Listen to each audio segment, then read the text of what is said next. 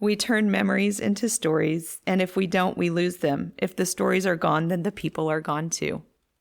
So I love that one because I talk about my brother who passed away in 2001 to my kids all the time. I didn't have kids until 2006, 2007, 2012. Those are the years my kids were born. But they talk about Uncle Bill as if they knew him because of all the stories I tell. And I just love that because that keeps him with me, and they will carry on those stories to their kids. So that's so precious, Teri. Stories are so amazing. Memories. The hair on my arms sticking straight up.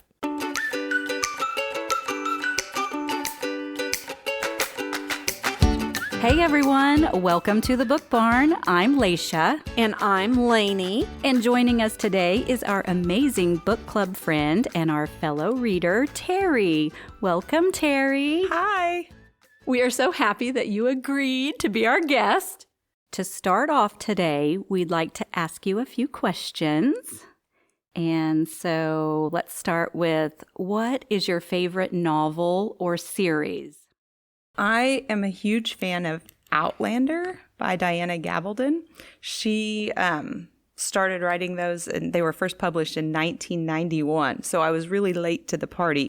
But my sister-in-law started me reading those probably 10 or 15 years ago. And actually, my niece is even named after the main character. Her middle name is Claire. So love that whole series, Outlander.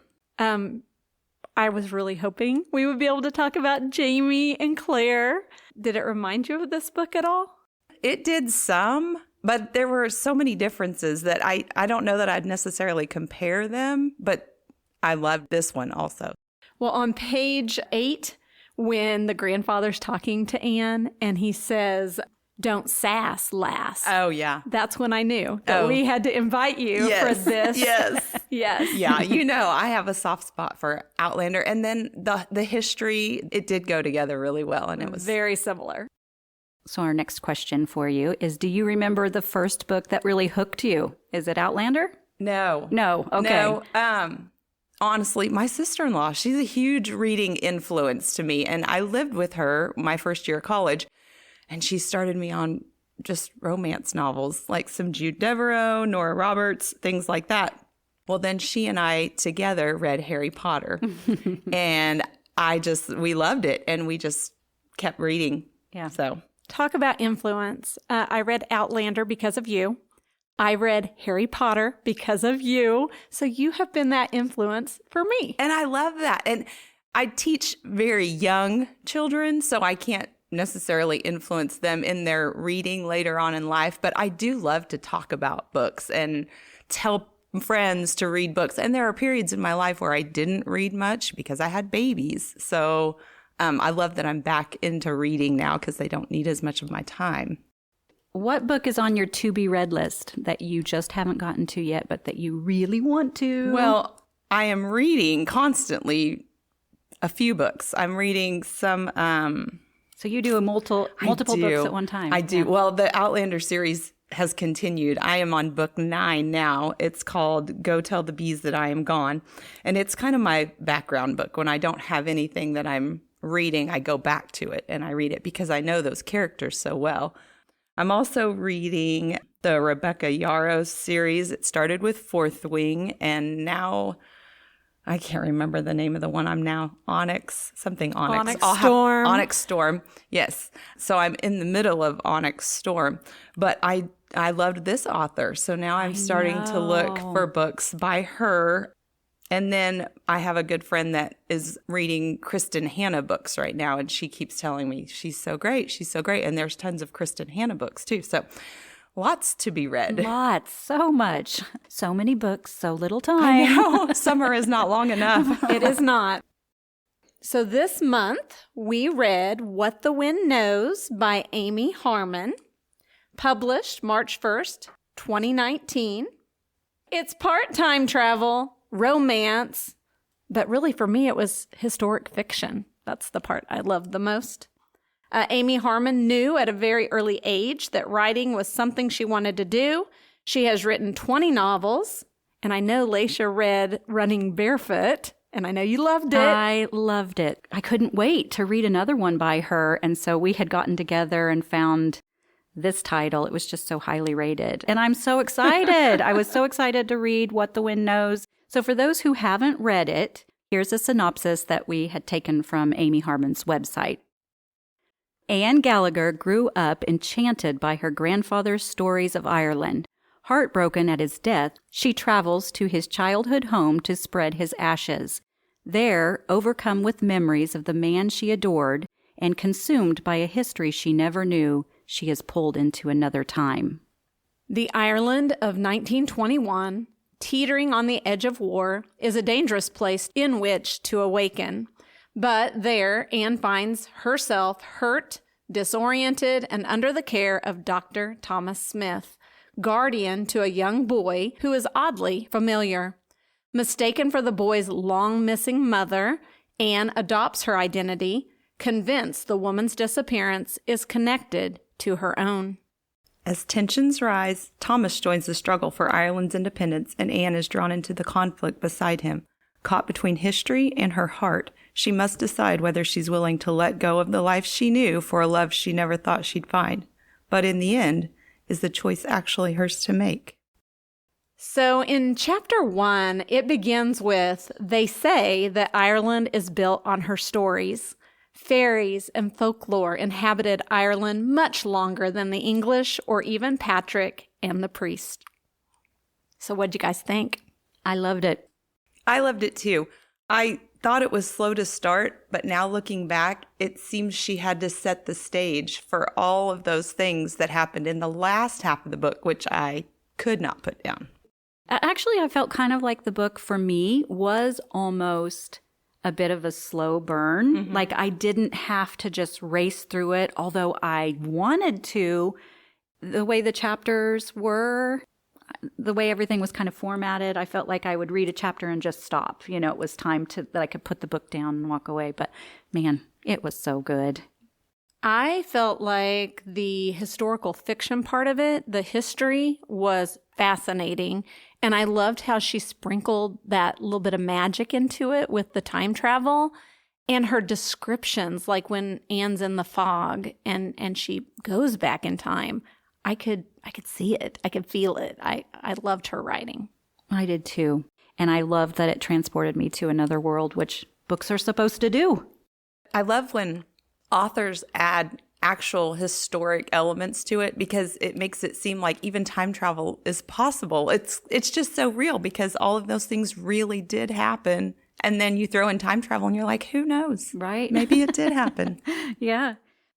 So I really didn't know a whole lot about Ireland's history. So it was pretty educational to me. Did you guys already know quite a bit? Not all about of that, it? no. Mm-mm. I felt so much for the characters when they don't want to fight each other, but they want to fight for Ireland. It's like they're both fighting for the same thing, independence and freedom, but then they are put against each other. Yeah.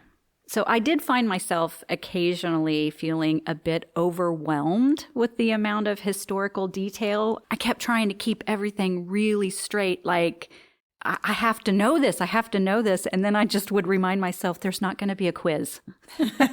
So just go with the flow. I felt exactly the same way. Like I was in a history lesson. Yes, but, yes. Yeah, but I wanted to learn it. Right, Yeah. right. I did. I felt exactly that we were getting, a crash course in Irish history, but I didn't mind it. And I thought it worked really well with the story. So what'd you think, Lanie?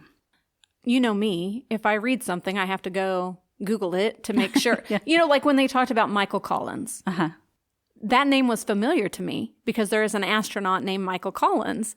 So when I Googled it, same name, different guy, Yeah. real person in history. And I already knew about the potato famine and all that, but I had to go and look to see, okay, did the war with England happen after that? Did the Civil War happen after that? So I had to build myself a timeline. Yeah. Well, that's nice. So I did appreciate that vivid imagery in the characters. Oh my gosh, guys, the characters. I might have fallen a little bit for Thomas too. What'd you think? Well, Thomas is not Jamie Fraser, but he was a winner. He was. He was just so kind. He was so kind. Yeah. And I loved the relationship between Anne and her grandfather, even in the very beginning. It was very sweet. Yeah. And then her relationship with her grandfather as he was a young child, that was a sweet relationship as well. It sure was. So let's talk about Anne. Really, what did you think about her? Smart woman, author. I love that. Yes. She's a good storyteller. I was really impressed with her composure, that she would be able to keep her cool. I mean, she had to be panicking, waking up and not knowing where the heck she was, but then knowing these names and these people. I don't think I would have been as calm and collected as she was. Thankfully, her grandfather had taught her the stories and how to speak. She knew some of it. Oh, right. Yeah. So she could blend in. That That would have been bad. Right. So her grandfather is Owen Gallagher. He was her best friend. He dies in chapter 1. And before he died, he gave her some items from the family's past. There were pictures, a journal. There were some other items too, I think, a button. And did he give her the ring too? I don't remember. I don't really remember. Anyway, he insists that she release his ashes in the middle of a lake in Ireland. And he wouldn't travel to Ireland with her. She had been wanting to go, and he wouldn't go with her. But he says that she will take him back when he dies. What did you guys think about that? I really wondered why he wouldn't go there with her. Yeah. I questioned that. I was like, why? They've been all over the world, and he won't go to Ireland with her. Right. So she does travel from her home in New York to Ireland to spread her grandfather's ashes in the lake, which is Loch Gill, correct? Yes.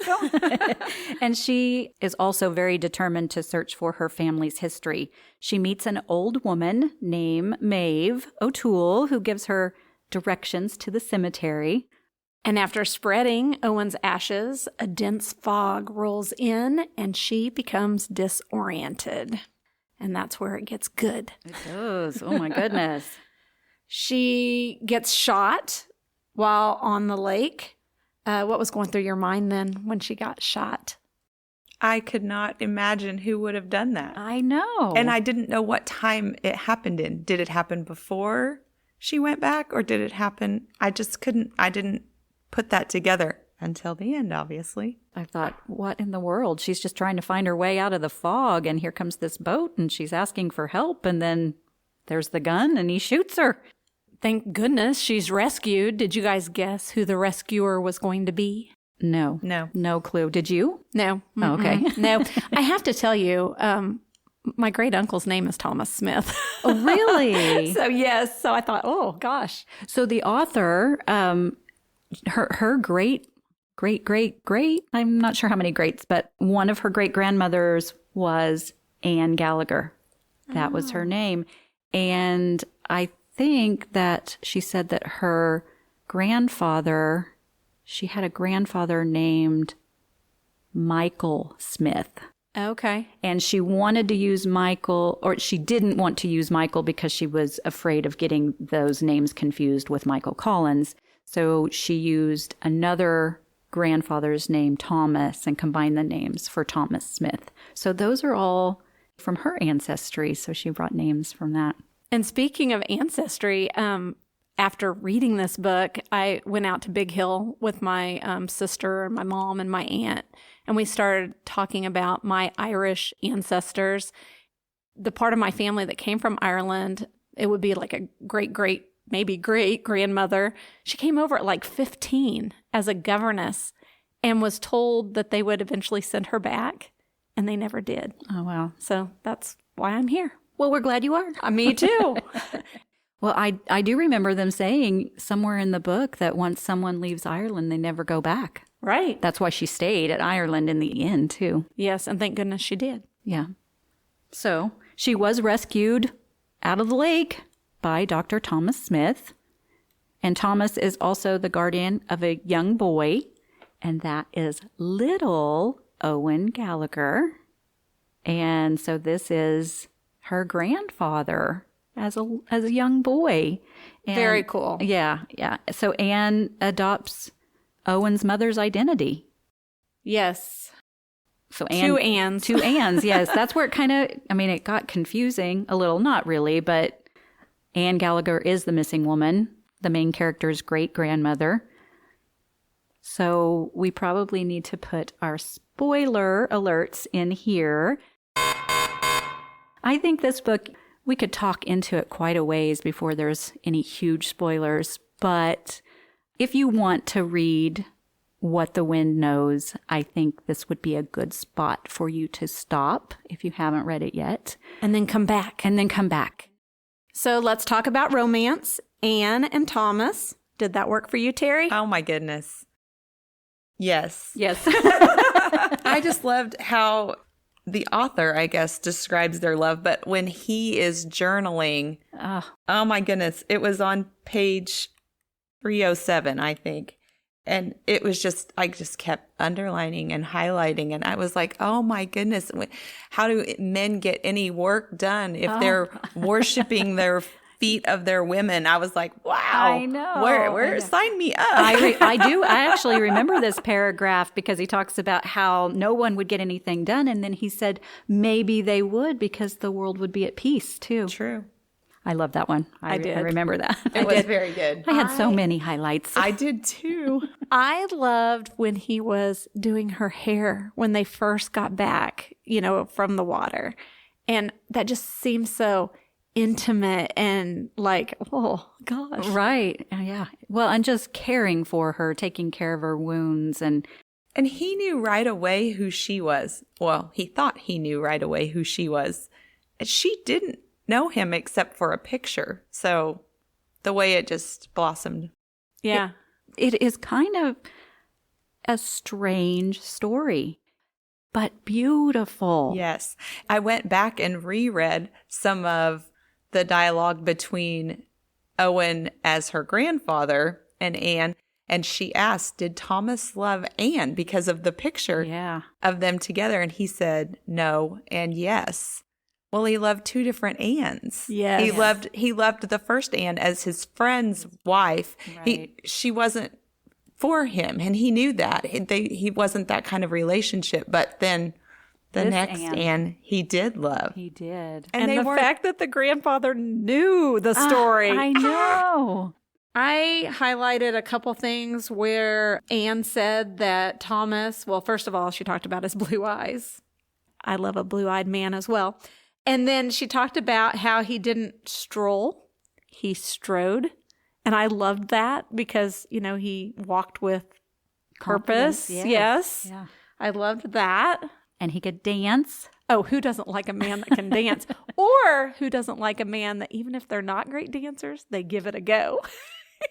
I love that man. He was dependable. It was just like easy to love him. I even had I had this line highlighted. Thomas was talking to Anne about Mick, Michael Collins, and Thomas adored that man, and he was ready to do anything that Mick wanted him to do. But he did say this to Anne. He said, I don't care how much he loves you or trusts you. He will mind his manners. So Thomas was looking out for her all the way around. Even when he knew she wasn't in danger, he was still going to look out for her. So we have to talk about the house, the estate. And I know I'm going to butcher this. Garvaglebe? Sounds good to me. Garvaglebe, I guess. Anyway, so Thomas was a very wealthy man. He was a doctor, so he did well on his own, but he had inherited the estate and money from his stepfather, who was actually an Englishman. But he was a good man, and he had provided well for Thomas. What did you guys think about the estate? I assume it's uncommon at that time period to have such a nice estate, I assume. And he kind of took care of, other families that were in the area, like the O'Tooles. The O'Tooles, yes. So I feel like he was very upstanding, well-respected. Yeah, and that was Thomas, right? Right. So did her grandfather, he didn't tell her about the house, did he? He left her with a lot of questions. He certainly he did. wanted her to go searching. I know, because Did he know that she would have to search to go back? I have questions. I do have some questions too. Why didn't he tell her about Thomas beforehand? I mean, why wouldn't he have mentioned Thomas? Because Thomas was his father. I mean, not his biological father. Declan was, but he did tell her about Thomas, that he loved him like a father. Right before he died. Correct. You're right. I mean, like in his lifetime, he never even mentioned him to her. Fair. Yeah. And I don't know if that was because he felt like it would disrupt what was supposed to happen, maybe. I don't know. What do you guys think about that? Why wouldn't he have? How much did he know of what happened? I mean, when she came back in time, he was 6. Yeah. And then you find out way in the end that Thomas leaves him when he's, I assume, 18. Right. What all did he piece together from that? But he was a very intelligent person as well, and he kept all of those things. So I figured he had to know almost the whole story. I assume. I wonder if he knew.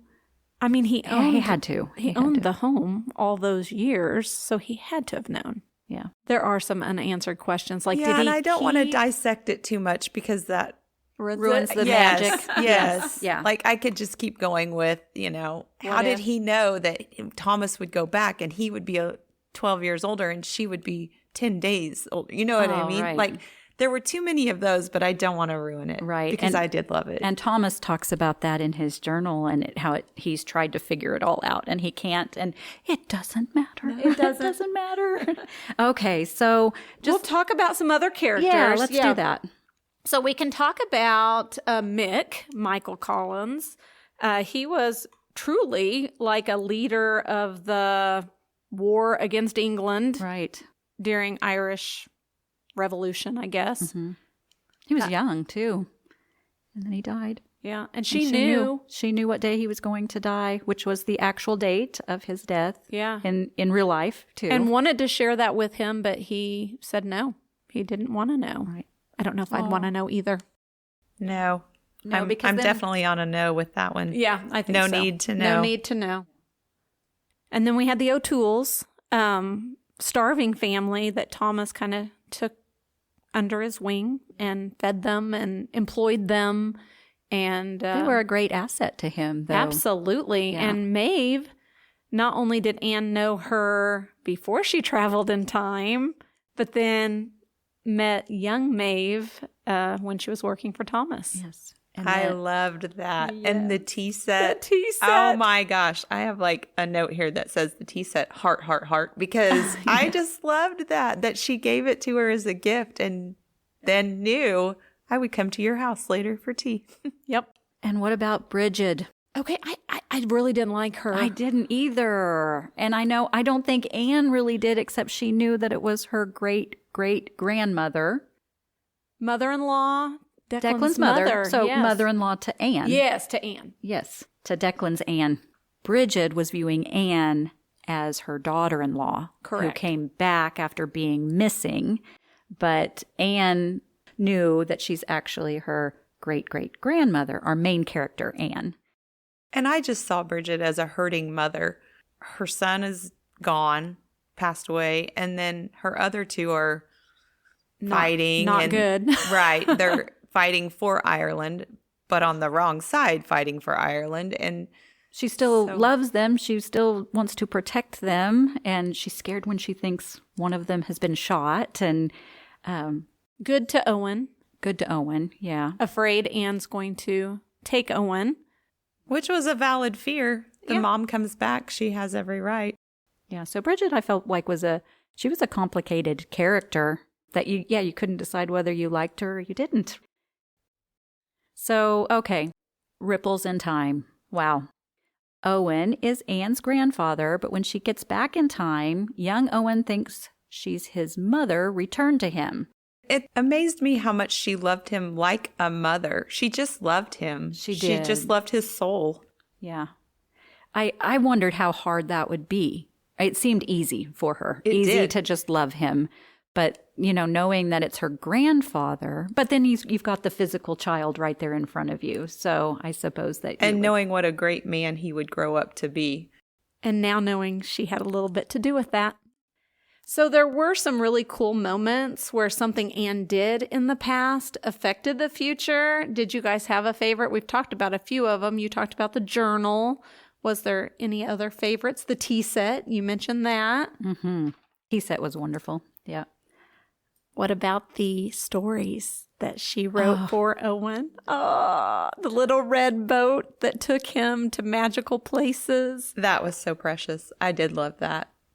And the fact that Thomas would illustrate them, she would write them and he would illustrate them. I loved that. And then later when she came back and they gave them to her as a baby gift, that was amazing. As a published set.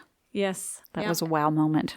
The dedication said, in loving memory of a magical time, donated by Owen Gallagher. That was beautiful. He knew what he was doing. Yeah. So, Lanie, would you survive the past, huh? I might survive it, but I might not like some of it. What are things you would miss, Teri? Heat and air. Yeah, for sure. That's a good one. Phones. I could not travel like that. I can't travel without my Google Maps. Anne missed music and comfortable underwear. Oh, I bet the underwear is a big thing. Corsets and all those straps. Not comfy. No. Hot showers. I would miss that. Ooh. At the end of the book. Oh, yes. Do you know, Lanie, I said, were there any parts that made you laugh? And you did, and I had a hard time finding one. Yeah, she couldn't think of them, but there were a few. You know, it wasn't what I would consider a humorous book, really. But there were a few little zingers here and there. And Thomas, when he comes to 2001, he's in the shower and Anne joins him. He was like, wonderfully hot water. And then he finds out that showers are good for something else. But you run out of hot water. Well. So maybe there was just a little hint of spice. Maybe. But it was very PG. It was. Like I'm comfortable discussing it with my teenage daughter. Yeah. Yeah. I would say that if we're going to compare it to Outlander, Outlander is not PG. No. So there you go. Definitely. So our main character, Anne, was a huge fan of William Butler Yeats. He's the famous Irish poet. What did you ladies think about the Yeats poems at the beginning of each chapter? Did you have a favorite, Teri? Well, I appreciate poetry. I don't always get it. Yeah. I read through them again, and I did like this one, and I can't remember what chapter it's from, but it was, you that have wandered far and wide can ravel out what's in my head. Do men who least desire get most, or get the most who most desire? So do we get more if we want more? I mean, I did kind of get something from that one. Or do we get just what we want? I did like that poem, but most of them I read and I kind of pondered for a second and then I went on.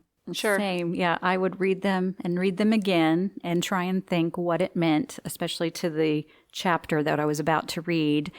And then I would remind myself I'm not having a quiz and move on. But there were some beautiful words, but sometimes I was like, I'm not quite sure what this means.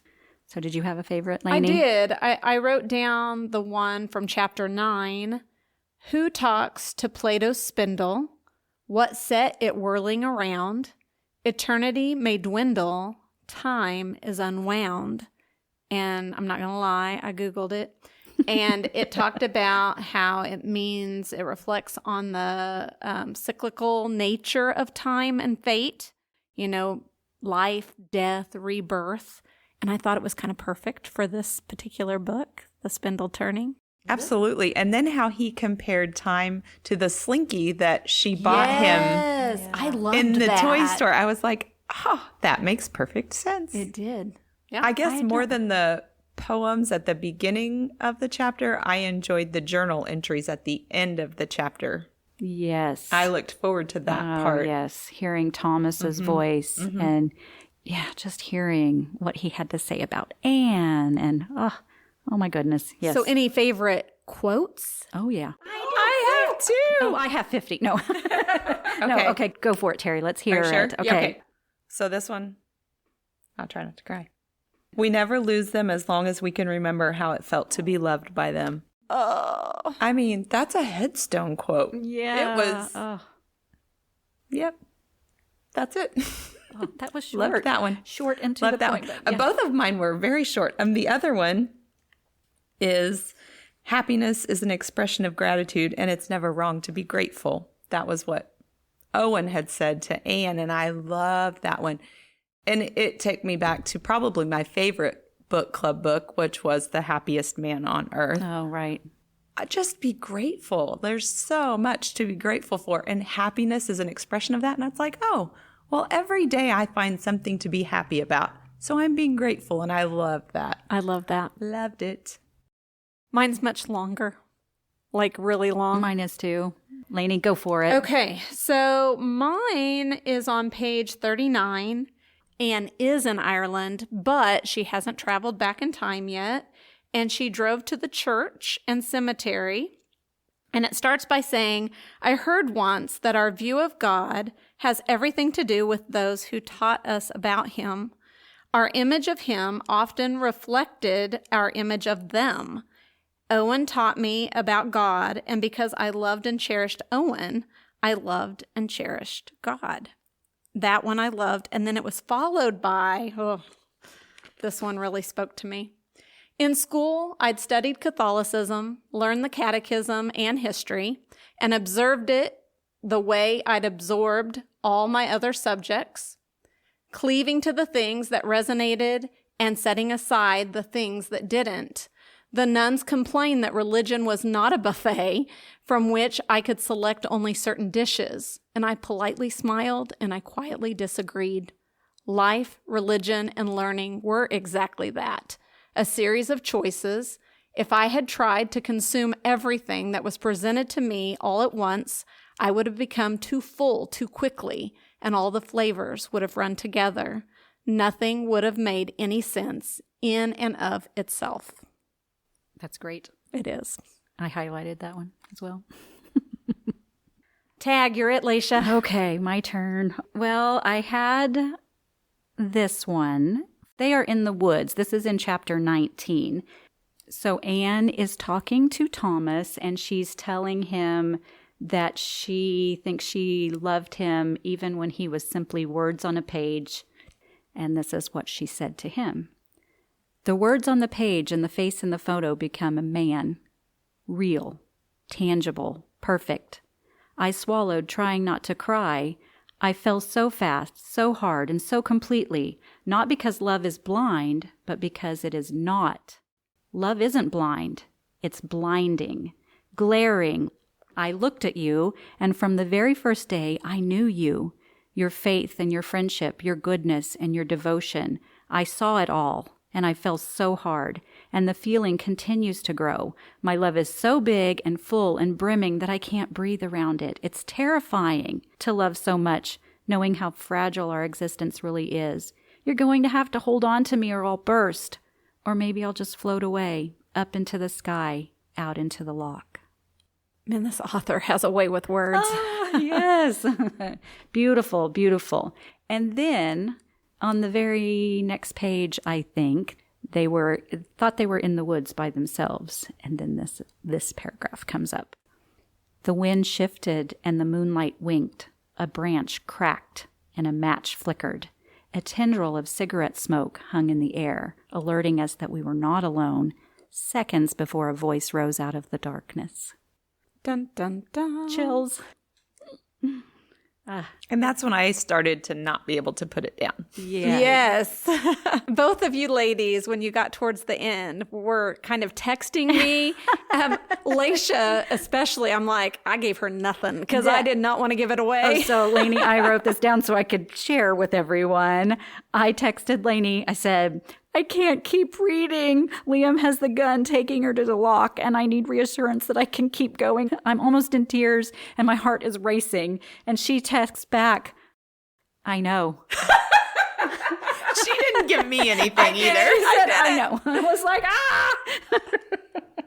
and I was devastated when she went in the loch. Oh my gosh. I felt like I can't keep going. I can't keep going. As a matter of fact, I did pause for just a little bit to to have dinner. And I was like, I'm giving my heart a break for a moment because I knew it. I knew she was going in the loch. I knew. And she'd been told to not go near the water. You need to read that part. Do I have that part? You do. Where do I have it? Okay, so don't go near the water, love. Stay away from strand or sea. You cannot walk on water, love. The loch will take you far from me. And it did. Did. For a while. Oh. So that's where I was like, I was kind of comparing with Outlander. Because in Diana Gabaldon's time travel, there's a specific way that you have to travel. And they recognized it right away. But Anne didn't know how it happened and couldn't recreate it. Tried to. Went daily. Daily. Yeah. So was it the boat? Yeah, what do you think it was? That was one of my questions. She kept walking out into the water But she day. wasn't in the boat when she went back to 2001. So how did Thomas recreate it? See, I don't want to pick it apart. Was it the fog? I don't know. But he out of the waited. He waited for fog- 18 years on purpose He did. to raise Owen. Or not 18 years. I guess it would have been more 11 or 12. Yeah. But how? I still want to know how. I don't know, but when I heard that there was whistling, I know. Whistling. I was almost okay. Not okay. But I was starting. you were not okay. You were crying. Yeah, I was crying. I but- said crying emojis as well. So she had the house. It was hers. You know, she's living in present time in 2001. She's pregnant. Oh my gosh. She's pregnant. She's still pregnant. You know, because I wondered if she traveled back, was she still going to be pregnant? And she was. I felt like things were starting to be bearable if Thomas didn't come back or if she never saw him again. And I was just like, okay, but this is not how I want this to end, you know. And then, yes, then we hear the whistling. She pleaded to the wind. Yeah. So good. So Yeah. good. Okay, Teri, final thoughts. Probably my favorite. No, not probably. Definitely my favorite fiction book club read so far. Yay. We need a sequel. I know, right? I just love to read series. I do love great characters, and they were great characters. It could have gone on. And that's why you love Outlander. Oh, and Because those characters, Lasha and I have talked about this over and over again, how sometimes we get booknesia, sometimes we forget about books after we've read them. You don't forget about Outlander. You remember those characters to the core. Now, I only made it through book 4 on that series, but just reading this makes me want to go back now and reread that series. yes, and they are real people to me. I bet. So embarrassing. They are real people to me, and so I just keep going back and reading their stories, and they just keep going, and I love that because they're great characters. And I haven't read it, and now maybe I should. Maybe you should. But see, I'm kind of the opposite on, you know, a single standalone novel versus a series. I almost kind of want to just read it and be done. Oh. And I don't know, maybe I just haven't given series a fair chance. She has another title that I want to read next. Was that the Samson one? No, well, I have that one on my Kindle ready to go, but I think it's Where the Lost Wander. Ooh. And it looked like it had covered wagons on the, so I wonder if that's an American history. Maybe. It could be great. She does a really good job inserting actual historical facts. What would we rate this? Oh, it's a 5. It's a 5. It's a 5 for me, too. I got to the end on my Kindle and it pops up. What do you rate? I hit the 5 right away. Yes. Yeah. Well, I think that is it for What the Wind Knows. Teri, thank you so much for joining us today. Thank you for having me. I'm so glad it was this book because I just loved it, and I'm very critical. I can be pretty critical too, but I loved it. And for our listeners, our next book club book will be 28 Summers by Ellen Hilderbrand. Until next time, I'm Lasha. And I'm Lanie. And I'm Teri. And keep your bookmarks busy.